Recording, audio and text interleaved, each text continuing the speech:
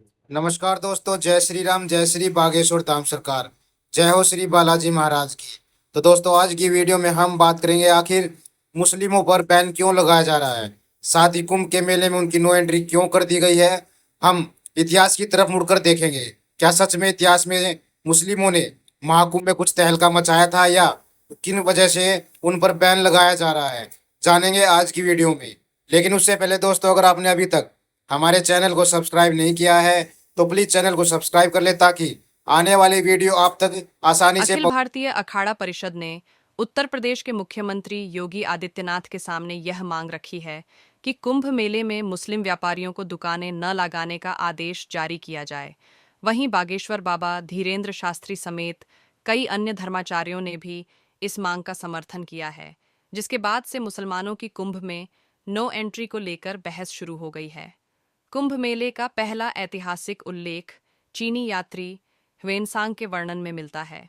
वह 7वीं शताब्दी में भारत आया और 744 ईस्वी में प्रयाग गया। वहां उसने कन्नौज के प्रतापी सम्राट हर्षवर्धन को देखा, जो इस मेले में अपना सब कुछ दान कर देते थे। यहाँ तक कि अपने शरीर पर पहने हुए वस्त्र भी वह दान कर देते थे। कुंभ मेला एक तरह से तत्कालीन भारत के सभी पंथों, संप्रदायों और विचारों के समागम का प्रयास था। यहाँ शास्त्रार्थ होता था और एक नया रास्ता निकल कर आता था। वादे वादे जायते तत्वबोध का यह एक प्रमाण था।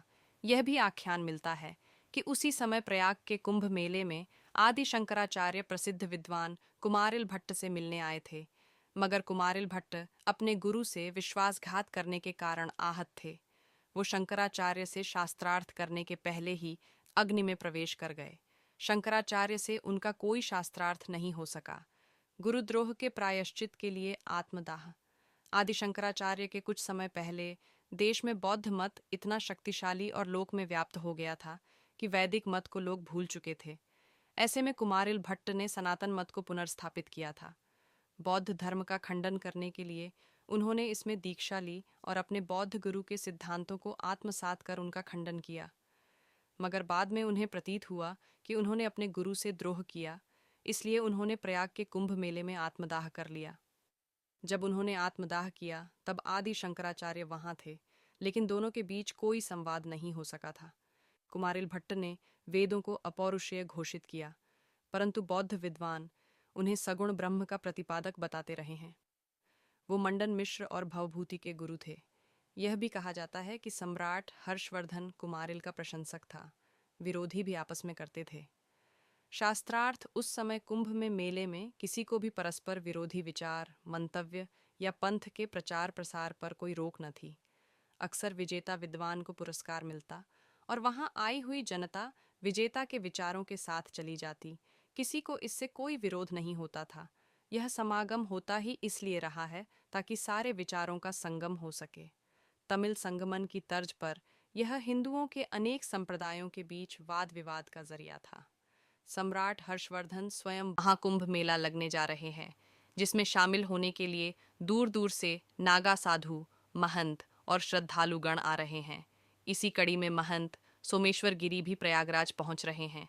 इस समय महंत सोमेश्वर गिरी की चर्चा इसलिए हो रही है क्योंकि वो कोई आम साधना नहीं, बल्कि बेहद कठिन ऊर्ध्वबाहु साधना कर रहे हैं। चलिए विस्तार से जानते हैं। ऊर्ध्वबाहु साधना क्या है, जिसके तहत साधक को अपना एक हाथ नीचे करने की अनुमति नहीं होती है। कौन है महंत सोमेश्वर गिरी महंत? सोमेश्वर गिरी की आध्यात्मिक यात्रा की शुरुआत बचपन से ही हो गई थी। उन्होंने बचपन में ही सांसारिक जीवन का त्याग करके बाल योगी बनने का संकल्प लिया था, जिसके बाद से उनका जीवन पूरी तरह से आध्यात्मिक मार्ग को समर्पित है, जो अन्य साधु संत के लिए प्रेरणा स्रोत है। मीडिया रिपोर्ट्स के मुताबिक महंत सोमेश्वर गिरी ने 20 साल की उम्र में ऊर्ध्वबाहु साधना को अपनाने का निर्णय लिया था। उन्होंने अपने दाहिने हाथ को ऊपर उठाकर शपथ ली थी कि वो कभी इसे नहीं नीचे करेंगे। आज से करीब 15 साल पहले उन्होंने ये शपथ ली थी, जिसका पालन वो जीवन भर करेंगे। बता दें कि अब महंत भारत के तमाम तीर्थ स्थलों और मंदिरों की यात्रा करते हैं। क्या है ऊर्ध्व बाहु साधना? ऊर्ध्व बाहु साधना बेहद कठिन है, जिसे हाथ उठाना के नाम से भी जाना जाता है। ये एक आध्यात्मिक और तपस्वी अभ्यास है, जिसमें साधक जीवन भर अपना एक हाथ उठाने की शपथ लेता है। इस साधना से साधक खुद को मानसिक और आध्यात्मिक चुनौती देता है। इससे साधक को अपने शरीर और मन की सीमाओं को पार करने में मदद मिलती है, जिससे उसे मानसिक शांति मिलती है और एकाग्रता शक्ति बढ़ती है। इसके अलावा साधक आत्मज्ञान की ओर अग्रसर होता है। यदि श्रद्धालु इस मौके पर कुंभ मेले में जाने और कुंभ स्नान करने से चूक गए तो फिर इस जन्म में यह पुण्यदायी मौका दोबारा नहीं मिलेगा। महाकुंभ स्नान का महत्व। महाकुंभ स्नान आत्मा की शुद्धि, सामाजिक एकता और आध्यात्मिक जागरण का पर्व है। यह भारतीय संस्कृति और सनातन धर्म की गहराई और व्यापकता को दर्शाता है।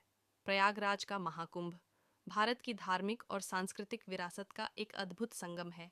गंगा, यमुना और सरस्वती नदियों के संगम यानी पवित्र त्रिवेणी संगम में डुबकी लगाना हिंदू धर्म में अत्यंत पुण्यदायी माना जाता है। मान्यता के अनुसार गंगा, यमुना और सरस्वती नदियां क्रमशः ब्रह्मा, विष्णु और महेश के प्रतीक हैं। प्रयागराज महाकुंभ में वक्फ के खिलाफ संतों ने मोर्चा खोल दिया है। जगत गुरु रामानंदाचार्य, नरेंद्राचार्य ने कुंभ के बीचों बीच वक्फ के खिलाफ बड़े होर्डिंग लगाए हैं। इन होर्डिंग्स में वक्फ द्वारा संपत्ति के अधिग्रहण को लेकर नाराजगी जताई गई है।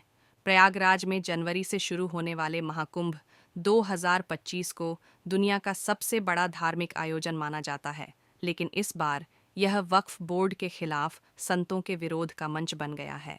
जगत गुरु रामानंदाचार्य नरेंद्राचार्य ने कुंभ क्षेत्र में बड़े बड़े होर्डिंग्स लगवाए हैं, जिनमें लिखा है, वक्फ के नाम पर संपत्ति की लूट है। धर्मनिरपेक्ष देश में यह कैसी छूट है? संतों का विरोध। संत समाज का कहना है कि वक्फ बोर्ड धर्मनिरपेक्षता का दुरुपयोग कर हिंदू संपत्तियों पर अवैध कब्जा कर रहा है। उन्होंने इसे सिर्फ धार्मिक नहीं बल्कि सामाजिक और राष्ट्रीय मुद्दा बताया। संतों का उद्देश्य लोगों को इस मामले में जागरूक करना और सरकार पर कार्रवाई का दबाव बनाना है। डरेंगे तो मरेंगे पोस्टर बना विवाद का कारण। महाकुंभ क्षेत्र में डरेंगे तो मरेंगे लिखे पोस्टरों ने नया सियासी विवाद खड़ा कर दिया है। इससे पहले उत्तर प्रदेश के मुख्यमंत्री योगी आदित्यनाथ ने बंटेंगे तो कटेंगे और एक रहेंगे तो सेफ रहेंगे जैसे नारों से राजनीतिक माहौल गरमाया था। पहले भी हुआ था विवाद। इससे पहले प्रयागराज महाकुंभ में मुसलमानों के प्रवेश पर पाबंदी लगाने को लेकर विवाद हुआ था।